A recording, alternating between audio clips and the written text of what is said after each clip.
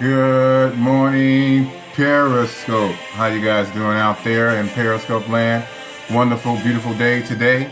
It's Saturday, so we thank God for another day. Won't you do me a favor? Invite your neighbors, invite your friends. Let them know that Men's Scope is on. We're going to be scoping on today. Love you guys. Share with all your followers. We appreciate you. Good morning to all of you that's out there. It's a blessing to be alive.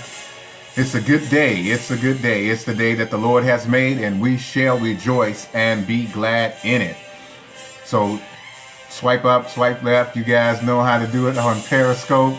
Invite your friends. Let them know that we're on. We're doing a scope for men. Women are always invited to join this scope. Of course, you guys have some questions. If I'm able to get to the questions today, we'll get to the questions. If not, we'll do it next week. So we love for you to post your questions. You have questions about gods, about men, or anything like that. We want to answer you. So it's a good day. It's a good thing. It's a good time to be alive. And so we just appreciative of you all. What I want to do also is invite you out to our church. Myself and Pastor Makiba would like to invite you out to Christ-Centered Kingdom Ministries. We're located at 528 East 161st Place in South Holland, Illinois. We hold our service at 8 a.m. at Calvin Christian School. And so here is the information for those of you that on. Hopefully you can see that okay. My finger is not in the way. So hopefully that is good. Let me know. So that's cool. Letting you guys know where we are. So just want to invite you guys out to be with us at Christ-Centered Kingdom Ministries. 8 a.m. at Calvin Christian School, 528 East 161st Place. So we would love for you guys to come and share with us, put our arms around you, let us know that you saw us, you heard us on Facebook or Periscope or what have you. So we appreciate that. So if you're out there, just invite your friends, your followers, let them know that we're on. And we're doing a scope today, a men's scope. We always do. What's your kryptonite? I like Superman is my favorite superhero. And so you always hear when I come on, always playing the theme music to Superman. I do not own the theme music, but I do play it. And so Superman was always one that I enjoyed, that I love, that I liken unto. And, you know, Superman, his kryptonite was a green rock that caused him, that had the potential to kill Superman, actually, you know, cause damage to him and various things like that. And so whatever your kryptonite is, and that's the question, what's your kryptonite? And so we want to talk about that. Your kryptonite could be anything. Your kryptonite could be anger. Your kryptonite could be fear. Your kryptonite could be disappointment. And so we're going to just kind of just talk about that a little bit on today. Last week we talked about, having checks and balances and different things like that.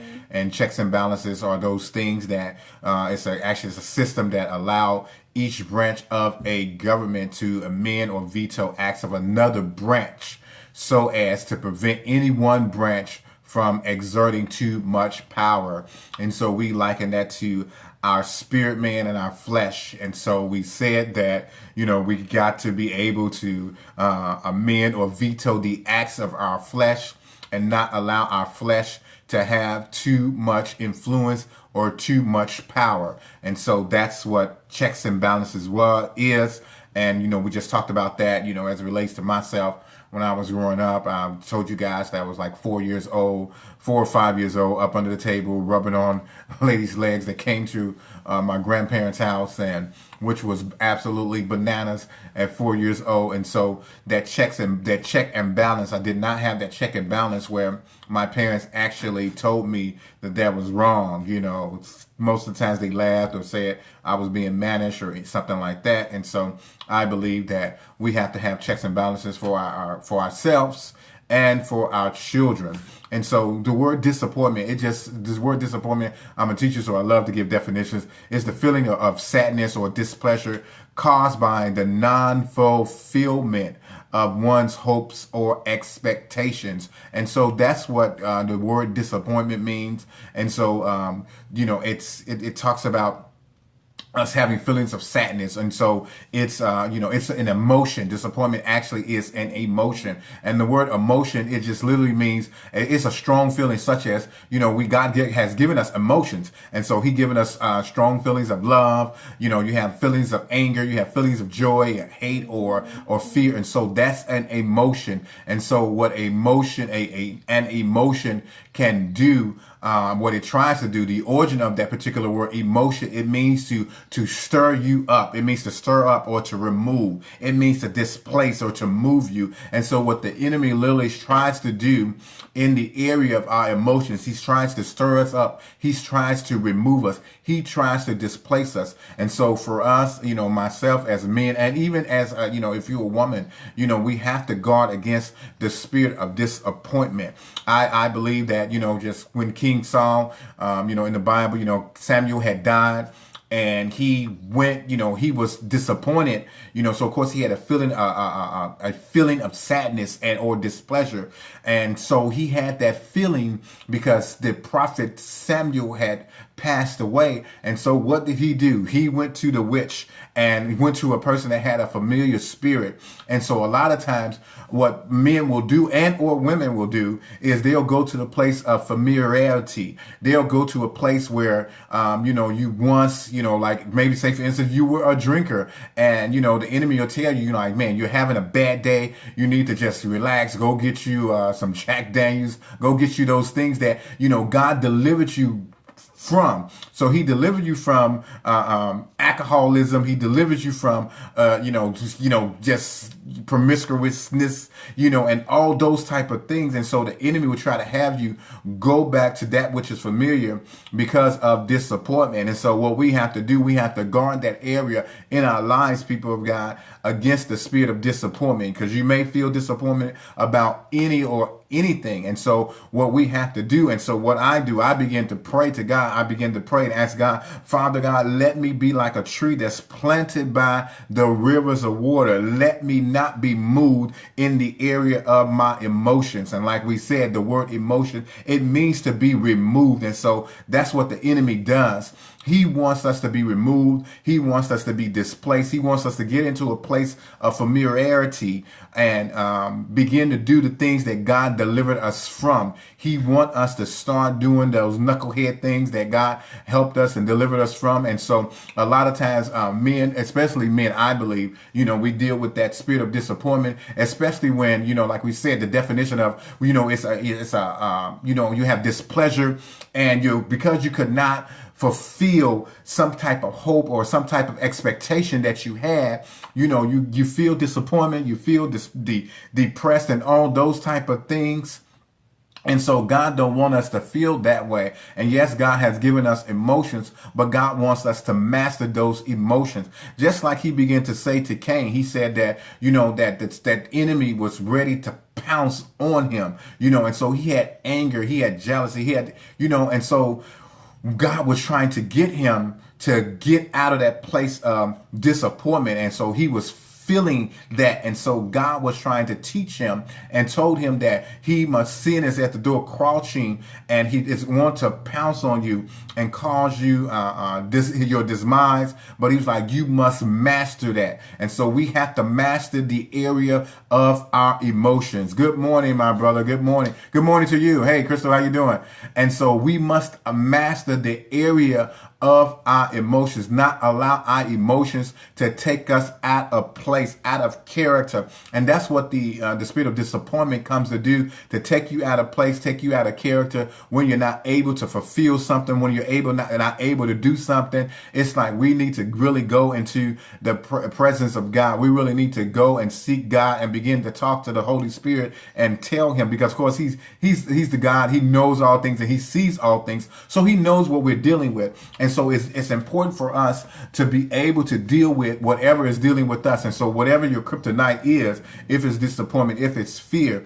And so a lot of times men will, because God has delivered you from various things, sometimes men will go because they're disappointed about various things. So they'll go, some of them will go to the strip club. Some of them will start watching pornography. Some of them will do all those various things that God, in his word, we should not do. And so it's like, you have to really begin to watch those particular things that the enemy would try to bring pop-ups, even in the area of your mind, just because you're disappointed. And so he would try to have you go to that which is familiar, to cause you to fall. And so we don't want to do that. And, I was talking to my wife earlier, and we were just talking about blind spots. We had read this article about, being a good husband. If you're not a good husband, you won't be a good pastor. And so it's very, very, very interesting. It's on Facebook. So if you want to look at that, I posted it. And so the word blind spot, it means it's an area where a person's views is obstructed. You know how when you drive your vehicle and, somebody is in your blind spot. And so, just with technology today, people have actually built things or placed a little small mirror actually on the inside of your rear mirror, where you can see, your driver's side and different things like that. You'll see, you have those little mirrors. Sometimes people have those so they can be able to see in their blind spot. A lot of times, when I've been driving and I could not see, I'm trying to go over to the other lane, whether I'm trying to go left and or right, those blind spots are there kind of to trip you up. And so what that blind spot will actually do will cause you to have an accident. And so, sometimes the other driver will blow their horn. They might give you the bird. And so, we have to be careful. And so you have to be looking. And so not only would you have to use your mirror, but sometimes you have to just, turn your head to be able to see if something is coming at your blind spot. Hey, T, how you doing? This is your brother, Ron. Hey, Ron, what's going on, man? God love you, man. And so those blind spots it's an area in which a person lacks understanding. I looked that up. I thought that was interesting. Or impartiality, or, you're being biased or prejudiced, or so we have to partiality or to be partial, just have treating all people, all groups equally, pretty much. And so what we have to do is we can't lack that understanding. So that's what that blind spot says. That's what that blind spot is. It's an area in which a person lacks understanding. And you know how most of the times, you said, you heard people say that, you're on the inside looking out, whereas I'm on the outside looking in. And so a lot of times, people can see some of the things that you can't readily see always. And it's just like that blind spot. You can't always see that vehicle that's coming on your left hand or that vehicle that's coming on your right hand when you are trying to change lanes. And so God would have us, and that's why, that whole aspect of iron sharpening iron, and I am my brother's keeper, comes into place, or you are your sister's keeper. That comes into play where we're actually able to be helpers one to another. If you're dealing with something, man, you can call your brother. I can call my brother. I can call Ron today, right now. He's on Periscope. I can talk to him and say, man, I'm dealing with this. I saw something that I should have not seen, and he can pray for me. There's no condemnation, people of God. This is a men's scope. We don't, beat you over the head. If you're wrong, you're wrong. You know what I'm saying? And so God wants us to get it together, and it's really important that so even when we receive the word of the Lord, yes, he is our helper. Hey, Pastor, how you doing? Good to see you, woman of God. Love you so very much. And so when he begins to see us, that was Pastor Erica, when he begins to see us, you have that brother, that sister you can call, and they'll get in the thicket with you, they'll get in the fight with you. It's just like I begin to say, and I love this scripture where the man of God began to say, man, if this enemy is too strong for you, I'll come and help you. And if the enemy that I'm fighting is too strong for me, you come and help me. And so it's like a back-to-back battle that we're fighting against the enemy. And so it's always good to have somebody in your corner to be able to say, man, you can make it, you can do it, fight this battle, don't lose the fight. Don't allow disappointment, don't allow fear, don't allow those emotions to displace you. Don't allow the blind spots. And so there are numerous blind spots that the enemy trying to use, especially to us or against us as men. Of course, he'll try to use the blind spot of, finances, and the blind spots of, sex and lust and all those particular things. And so we have to be cautious. The Bible talks about that, that we confess our sins one to another, that the effectual fervent prayer of a righteous man availeth much. And so when we confess our sin, what happened, people of God, the enemy lose his grip, because secrecy is of the devil. And so when he has no secrets in you or nothing in you, like Jesus said that the enemy is coming, the prince of the power of the air is coming, and he has nothing in me. So nothing of him is on the inside of me. That's the person I want to be, people of God. I want to be where I'm so much in tune with the Spirit of God, where there's nothing in me. There's no blind spots in me. There's no lust. There's no perversion. There's none of those things that will cause me to fall, out of a place, in God or my relationship with him. And so I really want to be like that. Pray for me that I be like that. I want to be a man after his own heart. And so we understand, yes, that's right.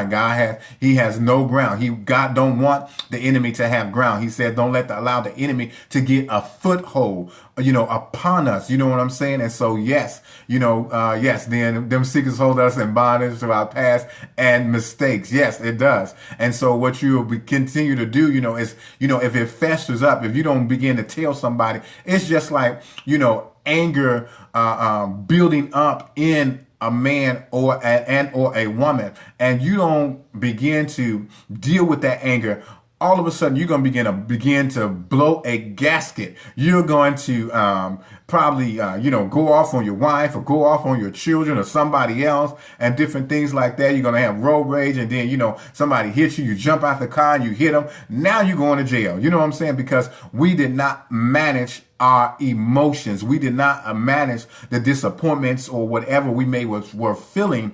And so we have to deal with that. Yes, we have to deal with that immediately. You have to deal with whatever is trying to deal with you. And so it's just like, as men, a lot of times as men, we hold things in. And women, hear me when I'm saying that. Men will hold things in. And my wife always know when sometimes I'm dealing with stuff, my countenance kind of change. I probably have the mean mug or my forehead kind of frowns up a little bit.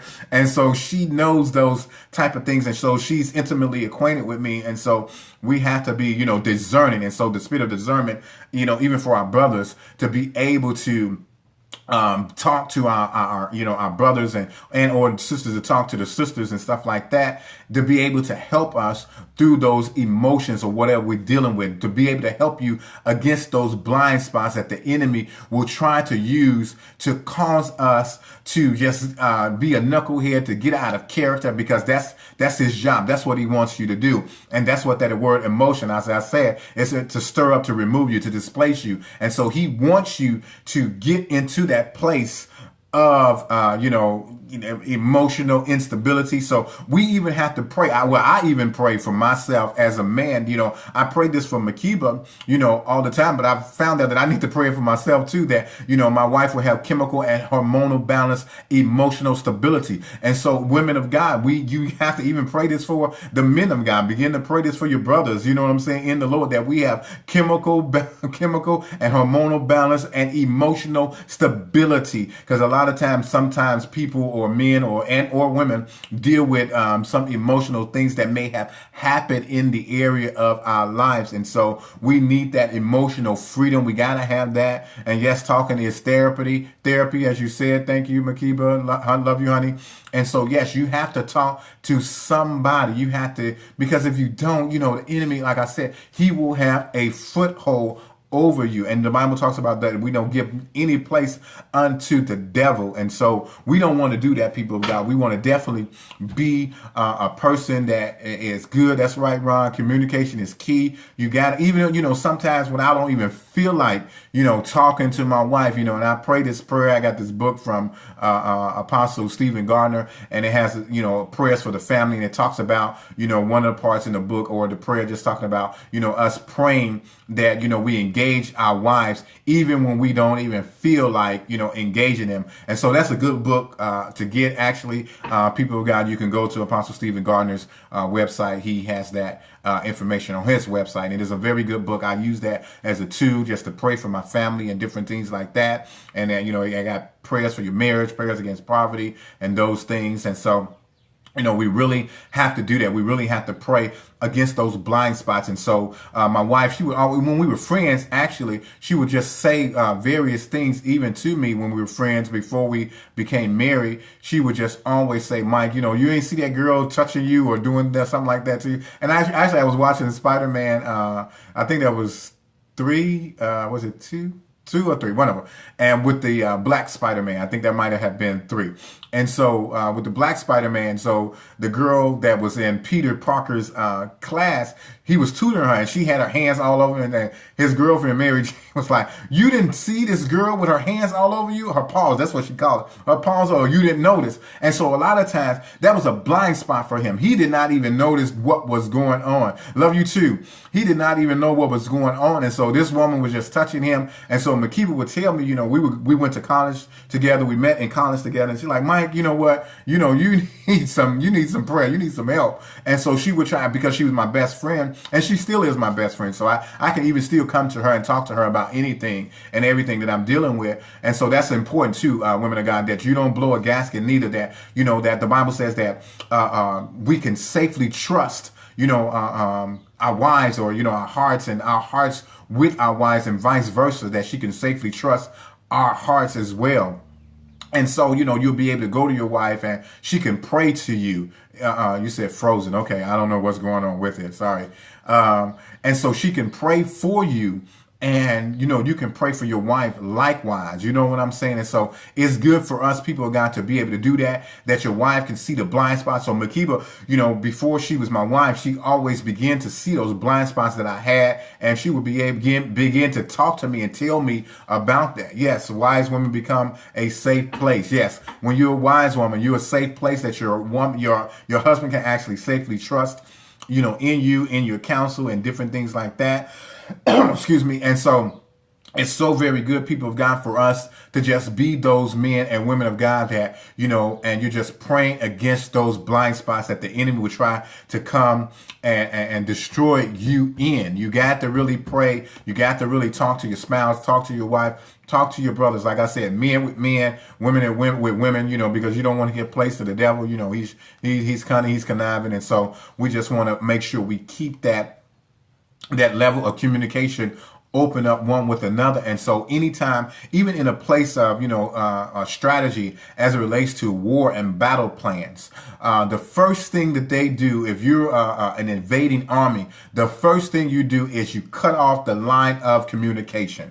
Because the reason why you will cut off the line of communication is because you do not want that person that you are invading to get the message to his or her reinforcements. And so that's what the enemy will try to do. He'll try to cut off the lines of communication amongst us as husbands and wives, even with your brothers and different things like that. A lot of times we always say, yeah, I'm good, I'm okay.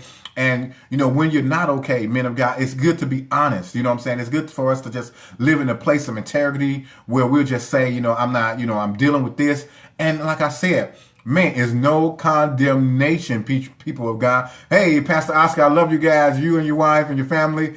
And so it's good for us to do that, people of God, to be able to go to our brothers and say, man, I'm dealing with lust, I'm dealing with perversion, I'm dealing with pornography, whatever it is you're dealing with. Yes, you got to have a battle plan, and so it's like, the enemy will always come against those lines of communication, and he'll have it where, you upstairs and your wife downstairs, you guys don't want to talk, you know what I'm saying? You're slamming doors and all that other stuff. And so it's like, we really have to guard against that. Of course, that breaking that line of communication, that could be a blind spot, people of God, and so we really have to guard against those blind spots, so whatever your kryptonite is, as a man, we really have to deal with those things. And it's a lot of things, a lot of emotions that we deal with as men. And, we'll talk more about those various things. Some of us may have been abandoned. Some of us, have been abandoned by our fathers, our mothers, or we didn't have anybody to model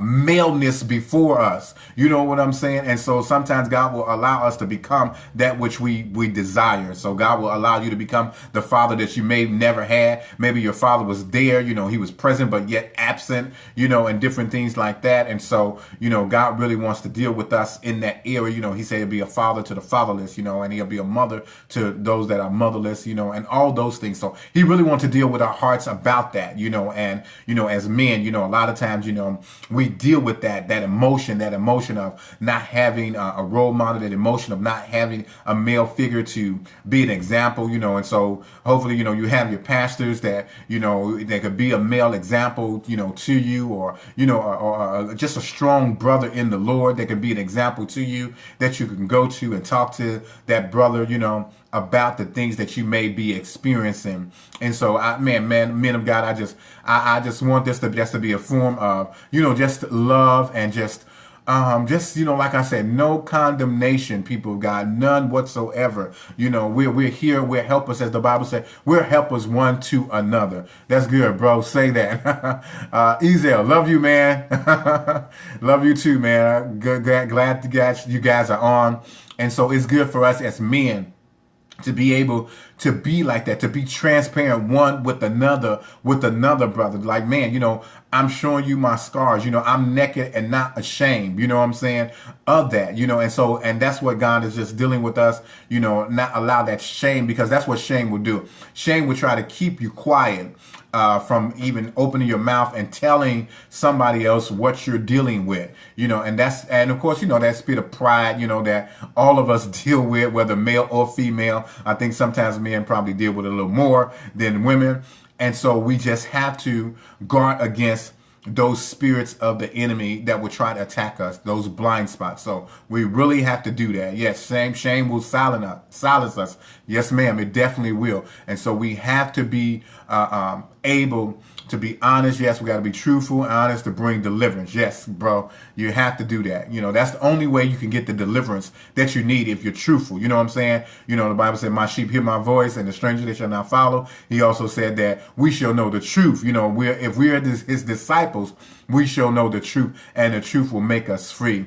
And so if we'll follow us after him, you know, we'll know the truth. We'll be intimately acquainted with the truth. You know what I'm saying? And then we'll get the deliverance that you and I need. And so I just want to be a blessing to you guys, men of God, that, like I said, that we'll be like trees planted by the rivers of waters, that we will not be moved in the area of our emotions. And so women, yes, it may seem, you know, that men don't have emotional roller coasters. Yes, we deal with that. You know what I'm saying? And so we all do deal with, you know, some type of emotions that will try to stir us or remove us or displace us. So, you know, it's good. It's always good to be on, share with you guys, you know, just love on you guys and let you know that, man, God is not mad at you. He loves us, and he wants us to come to a place of deliverance, to a place of repentance. Yes, pastors, we thank you for you, and we love you guys. Thank you so much. Love you guys too.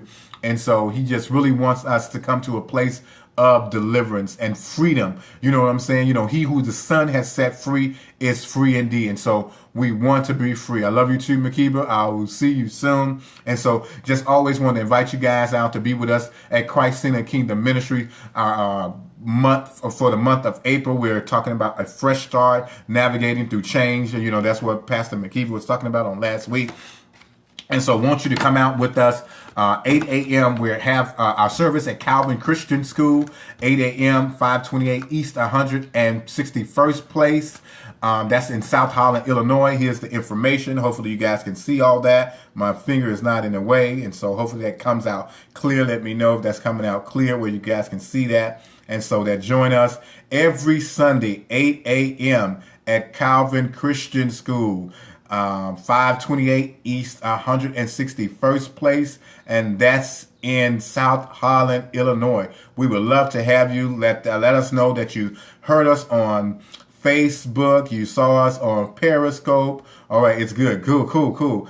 I'm glad you guys are able to see that clearly. You know what I'm saying? You know, I always want to make sure that the people of God can see it clearly. So come and join us. We would love to put our arms around you, just love on you, hug you, and just pray for you or whatever. And so just join us on tomorrow, 8 a.m. early morning service. Early will we rise to worship the Lord our God. Yes, 528 East 161st Place, South Holland. Christ Center Kingdom Ministry is a place, I'm telling you, I love my church. I really do. I love the people that we serve. We have a great bunch, a group of people that's there, and we love you all. And we will be in place on tomorrow, just ready to serve you. And so we believe in service. We believe in serving with intentionality, because that's what Jesus did. And so we love you guys, and we just thank God for you all. And so until next time, let the people of God know, let your friends know that we will be back on here next Saturday, same time, 9 a.m. Unless something changed, we will always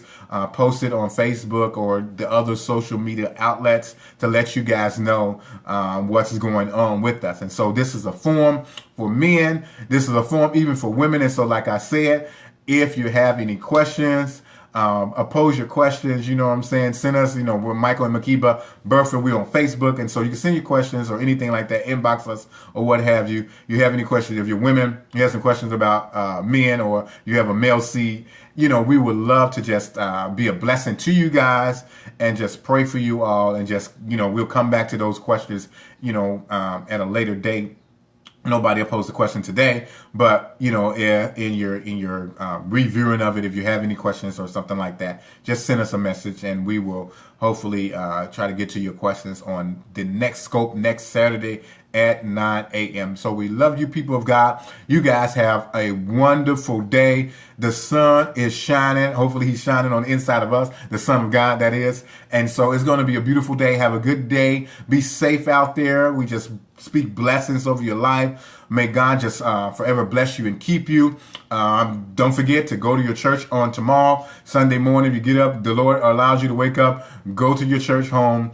And if you don't have a church home, you can always join us at Christ Center Kingdom Ministries. Myself, I'm Pastor Michael, and my wife is Pastor Makiba Burford. And so we love you. You know, she's a prophetess of the Lord. And so we thank God for her. And we're there on Sunday morning at 8 a.m., 528 East 161st Place. That's in South Holland, Illinois. 8 a.m. at Calvin Christian School. We love you guys. Have a wonderful day. God bless you.